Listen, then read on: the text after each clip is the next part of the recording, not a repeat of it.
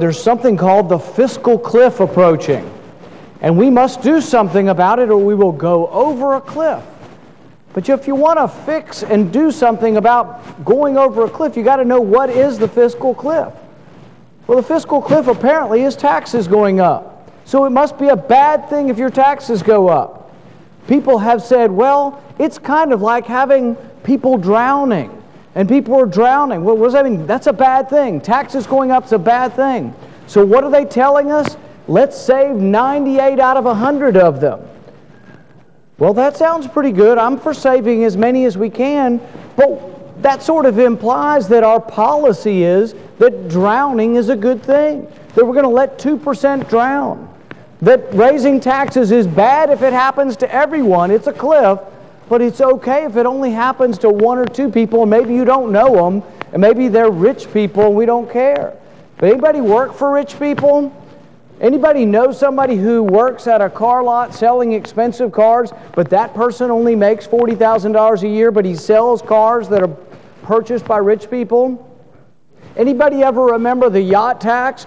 We were going to go get those rich people. They had a special tax on yachts. Guess who lost their jobs? The working guy making $50,000 and $60,000 a year making the yachts, because the rich people went to the Bahamas to buy their yachts. This isn't about getting rich people. This is about what it will do to the economy, what it's going to do to the average middle-class person who works for a rich person. But you have to understand what the fiscal cliff is. You have to understand that the president is telling you that it's a cliff and it's bad, and everybody on television thinks it's terrible to go over the cliff. What is the cliff? Taxes going up. But if it's bad for taxes to go up for a bunch of people, why is it good for taxes to go up only on a small portion of people? You say, well, they're rich, they can afford it.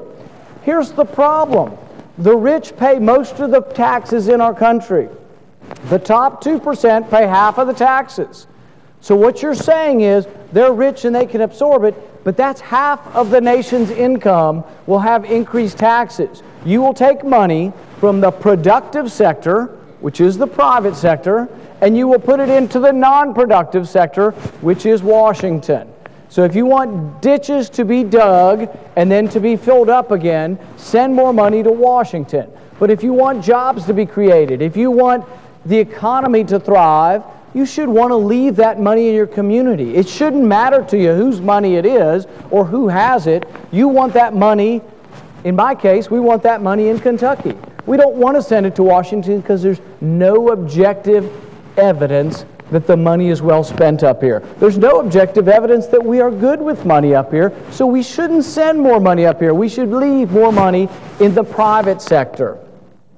Now, Milton Friedman recognized this when he said, nobody spends someone else's money as wisely as you spend your own.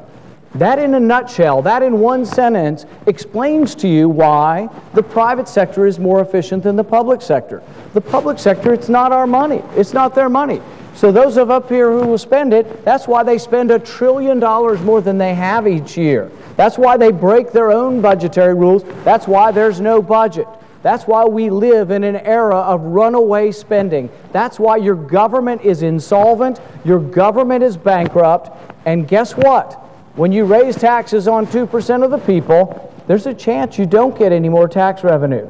Because when you raise tax rates, you sometimes get less revenue. And the converse is true. Sometimes you lower rates and you actually get more revenue.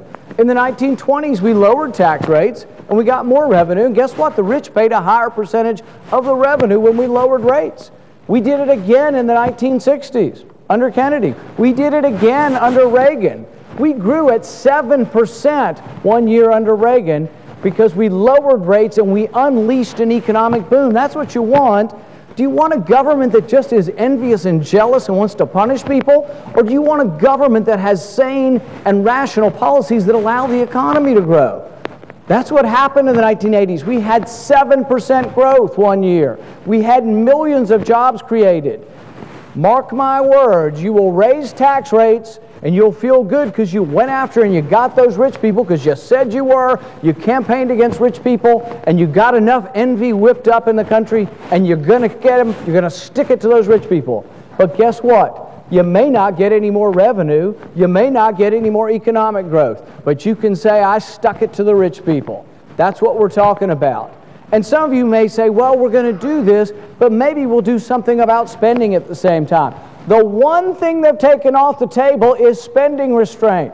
There will be no spending restraint. In fact, whatever deal comes out of here will increase spending. That's part of the deal. We're going to raise taxes and we're going to raise spending. Tell me what's good about that. There is a cliff approaching. It's not the cliff you hear about on TV. The cliff is a debt cliff. There's a debt crisis in our country. We now have a debt that equals our GDP. Our debt equals our economy. We are borrowing, while we're today dithering over a deal that will do nothing, we will borrow $4 billion today. We are borrowing $50,000 every second. Each man, woman, and child in this country owes more per capita in debt than they do in Greece. So by all means, let's complete a deal today so we can go home. Let's complete a deal. Let's raise taxes. Let's stick it to those rich people. Let's not touch spending, and let's pretend as if we've done something.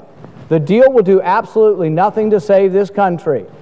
2/3 of your spending up here is entitlement. The President's taken entitlement off the table. We will not reform the entitlement programs. Why are the entitlement programs broken? Is it Republicans' fault or Democrats' fault? No, it's your great-grandparents' fault. They had too many kids. It has nothing to do with partisan politics. There were a whole bunch of babies born after the war, and then there have been less babies born with each generation. It's nobody's fault, but it's not working. We spend more on Social Security than comes in taxes. That's a problem. On Medicare, it's even worse. We spend $3 for every dollar you collect in Medicare. Anybody think that's going to work? It's been going on for a long time now, and it's getting worse. We owe $35 to $40 trillion on Medicare, and it's not getting any better. And so what are your retirement groups? ARP says absolutely don't touch it. Oh, that's great. That's part of the solution. Don't touch it. What's the president say? Entitlements off the table. What does the majority leader say? We won't do anything about entitlements. Oh, well, great. This is going to be a real great solution. We're really going to do a lot, but we're going to stick it to rich people. Hope nobody works for any of these rich people. Hope nobody sells any of this stuff to rich people. So the thing is look at what's going on up here, and when you ask for action, don't ask for any action. We have to figure out what the problem is before we can get to what we need to do. People say, well, we've raised taxes, we just need more revenue. Spending as measured as a percentage of your economy, 4 years ago we were spending 20% of our GDP. We're now spending 25% of our GDP. So when we say on our side that it's a spending problem, it absolutely is. It absolutely is, and it's out of control. And guess what? Most of it is called mandatory spending. That means entitlements. You can't do anything about it. They're now taken off the table. Now, about a year ago, you may have remembered, there was this big debate, the Budget Control Act, there was this big debate over raising the debt ceiling, and they attached to it some slowdown in spending. Now, these were not cuts. The sequester is not a cut in spending. It's repeated all the time on TV that the sequester is a cut, but it's not a cut. It's a slowdown in the rate of growth, but it's at least going in the right direction. So what's the one thing that we hear now that's going to be part of this deal? We're going to get rid of the sequester. So the one even pretend, make-believe attempt to try to slow down spending, they're going to jettison it. They're going to kick the can down the road, but we're going to get those rich people. We're going to tax those rich people. We have to wake up soon as a country. We really, literally are insolvent. And some say, well, we're a great and powerful country. Bad things could never happen to us. It can, and it has happened to great civilized countries. Do you know what they do? Great and civilized countries can destroy their currency. We have printed trillions upon trillions of dollars, and we're in danger of destroying the very value of your currency. So instead of having a president who runs around saying he's going to stick it to rich people, what we really need are honest people to go around the country and say to people, if you are working class or you are retired, the government is stealing from you. The government is stealing your savings through big government.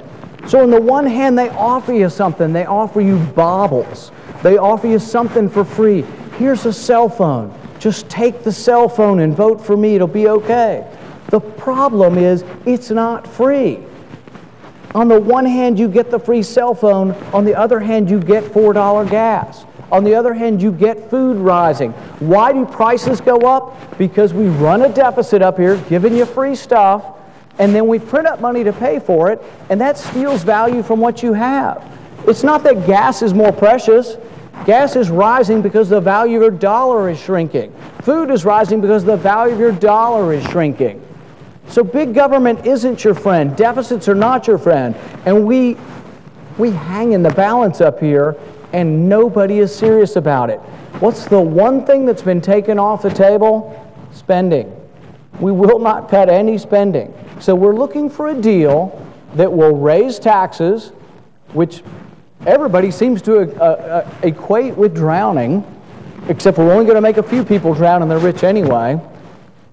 But I think drowning is a policy.